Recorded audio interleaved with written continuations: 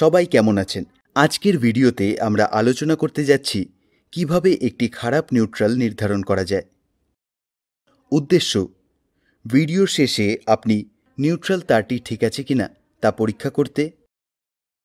একটি 3 phase 4 wire সিস্টেমে একটি খারাপ নিউট্রালের প্রভাব পরীক্ষা করতে সক্ষম হবেন। একটি 3 ফেজ সার্কিটে নিউট্রাল খারাপ হয়ে গেলে কি হবে?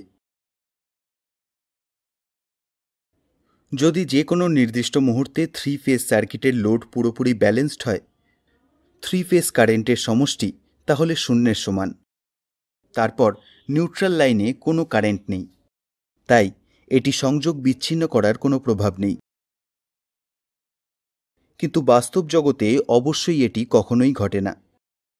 লোডের মাধ্যমে সবসময় কিছু ভারসাম্যহীনতা বা ইমব্যালেন্স থাকে, তা যতই ছোট হোক না কেন।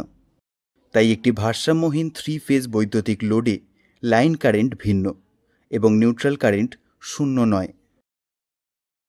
তারপর নিউট্রাল কারেন্ট আইএন নিউট্রাল পরিবাহীর মধ্যে দিয়ে প্রবাহিত হয়। যদি নিউট্রাল তারটি ভেঙে যায় বা সংযোগ বিচ্ছিন্ন হয়, তাহলে এই নিউট্রাল কারেন্ট লাইনের মাধ্যমে সরবরাহের পথে ফিরে আসে। এটি 3 ফেজ সরবরাহের ভোল্টেজের ফ্লাকচুয়েশন ঘটায়। একটি মাল্টিমিটার ব্যবহার করে নিউট্রাল পরীক্ষা করা। প্রথমে প্রদত্ত সার্কিট ডায়াগ্রাম অনুসারে সংযোগগুলি তৈরি করুন। একটি 3 ফেজ 4 ওয়্যার সিস্টেম দেখানো হলো। একটি ইলেকট্রনিক মাল্টিমিটার নিন এবং এটিকে 700 ভোল্টের এসি ভোল্টেজ পরিমাপ করতে সেট করুন। 3 ফেজ সরবরাহ চালু করুন। প্রোবগুলিকে আর এবং ওয়াই এবং বি এবং আর এর মধ্যে রাখুন এবং নিশ্চিত করুন যে মাল্টিমিটারটি 400 ভোল্টের লাইন ভোল্টেজ পড়ছে। ফেজ ভোল্টেজ পরিমাপ করার জন্য 3টি ফেজের সকলের মধ্যে প্রোব রাখুন। আর এবং নিউট্রাল, ওয়াই এবং নিউট্রাল, বি এবং নিউট্রাল। নিশ্চিত করুন যে মাল্টিমিটার 220 ভোল্ট রিড করে। যদি না হয়, তাহলে উপসংহার নিন যে নিউট্রালটি খারাপ হয়ে গেছে বা ভালো অবস্থায় নেই। আপনি একটি মুভিং আয়রন ভোল্টমিটারও ব্যবহার করতে পারেন 0 to 600 ভোল্টের নিউট্রাল খারাপ কিনা তা চেক করার জন্য।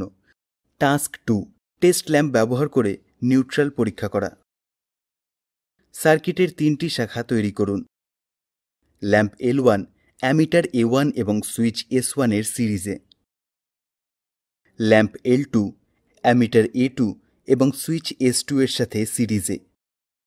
ল্যাম্প L3 অ্যামিটার A3 এবং সুইচ S3 এর সাথে সিরিজে। প্রতিটি ফেজে 3টি শাখাকে সংযুক্ত করুন, আর, ওয়াই এবং বি। পাওয়ার সাপ্লাই চালু করুন। S1, S2 এবং S3 সুইচ ক্লোজ করুন। 1 মিলিমিটার স্কোয়ার পরিমাপের একটি ইনসুলেটেড তামার তার নিন 1 মিটার।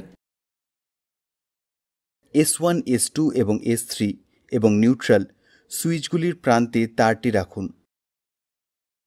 নিশ্চিত করুন যে L1, L2 এবং L3 আলো জ্বলছে অ্যামিটার রিডিংয়ে একটি বিচ্যুতির সাথে, যখন তারা ইনসুলেটেড তামার তারের মাধ্যমে নিউট্রালের সাথে সংযুক্ত থাকে।